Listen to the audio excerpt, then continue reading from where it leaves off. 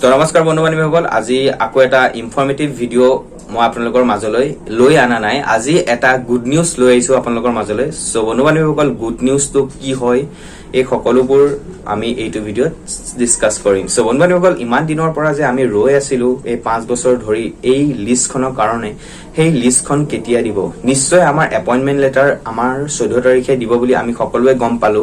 So এতিয়া কথা হ'ল যে 14 তাৰিখে যদি এপইন্টমেন্ট লেটাৰ দিয়ে তেন্তে আমাকটো মেৰিট লিষ্টখন আগত দিব লাগিব নিশ্চয়। এতিয়া কথা হ'ল যে মেৰিট লিষ্টখন কেতিয়া দিব, যোনখনৰ কাৰণে আমি ইমান দিনৰ পৰা অপেক্ষা কৰি আছিলো, যোনখনৰ কাৰণে আমি ইমানখিনি চিন্তাত পৰি আছিলো। মই আপোনালোকক ক'ব বিচাৰিছো গুড নিউজটো যে আমাৰ যোনখন মেৰিট লিষ্ট সেইখন কাইলৈ দিব, মানে 11 মে 2022।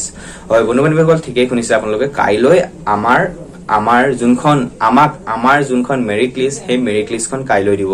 নাজানো কি হয় ৰিজাল্ট, ভগৱানে কি চাইট হৈছে আমাৰ কপালত। মইনো কিয় কলো এই সকলোবোৰ এটা যোনখন ভাইৰেল হৈছে এখন লেটাৰ, সেই লেটাৰখন আপোনালোকে নিশ্চয় এবাৰ চাই লওক, তাৰপিছত আমি আগবাঢ়িম। তো বন্ধু বান্ধৱীসকল, এইখনে হৈছে সেইখন লিষ্ট। মই আপোনালোকক বুজাই দিছোঁ ইয়াত কি কি লিখিছে।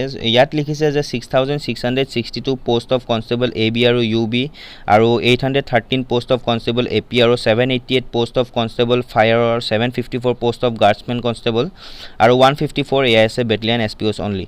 আৰু বন্ধু বান্ধৱীসকল, ইয়াত লিখিছে যে result will be declared on 11/5/2022, মানে কাইলৈ। আৰু লিখিছে the offer letter for appointment will be issued on 14/5/2022, মানে 14 তাৰিখে আমাৰ যোনখিনি এপইণ্টমেণ্ট লেটাৰ সেইখিনি ডিষ্ট্ৰিবিউট কৰিব। আৰু লিখিছে the committee will be scrutinise all records and ensure that all information are correct, মানে তেওঁলোকে এতিয়া এক্সামাইন কৰি আছে, মানে তেওঁলোকে চাই আছে যে আমাৰ তাত যোনখিনি মেৰিট লিষ্টত যোনখিনি আমাৰ ইনফৰমেশ্যন, মানে আমাৰ যোনখিনি মাৰ্কছ, আমাৰ যোনখিনি এক্সট্ৰা মাৰ্কছ বা যিসকল বস্তু আছে তাত, মানে সেইখিনি শুদ্ধ হৈছে নাই, সেইখিনি পুনৰ তেওঁলোকে চাই আছে।